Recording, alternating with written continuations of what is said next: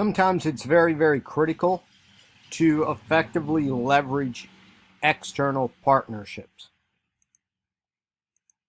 Sometimes advancement and development work does not look like actually dealing with fiscal or financial matters or having people donate money. Sometimes it's about donating resources. So, for example, I partnered as an executive director. I partnered with our first responders. I met with the police chief. I met with the local fire people. And I volunteered to use our building as a place where they could do drills. If they conducted drills in our building, that would create an environment where they would be more familiar with our building. Our students would be more friendly with our first responders when they see them in the community. And the fire department actually marked off parts of our roof of our building. So in the event there was actually an emergency, they had already mapped out our building for us by spray painting what rooms they were on or over on the roof.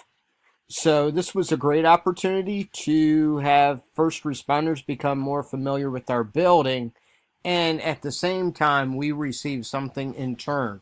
They actually did like a free audit of our safety plans within our building. So we gave something, we gave the use of our building, and we received something.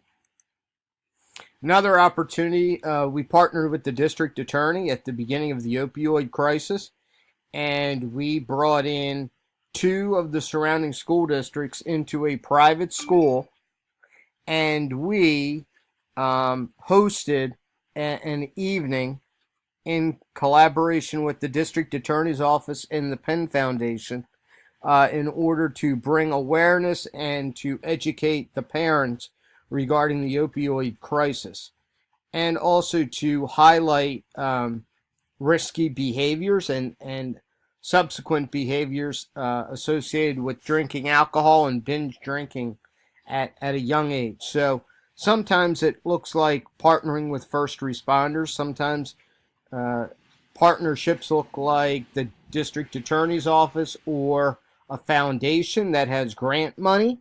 And so the Penn Foundation also came in and provided professional development to our entire staff at no extra cost.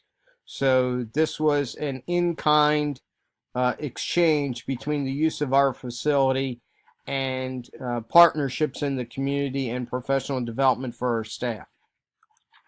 Sometimes it looks like community resources. So sometimes you can negotiate and call upon services from places like PECO or PP&L to provide energy efficiency to your parents and to make that available to your parents and guardians throughout your school community. So sometimes it looks like inviting people to come into homes and do a free assessment. That's something that your parents get out of a partnership, and otherwise they might not be able to have the time or the resources to bring all that to bear, and it might end up saving your parents money that they can use for other resources. So it's important to leverage those partnerships. And then it's important to leverage partnerships with community resources such as food banks.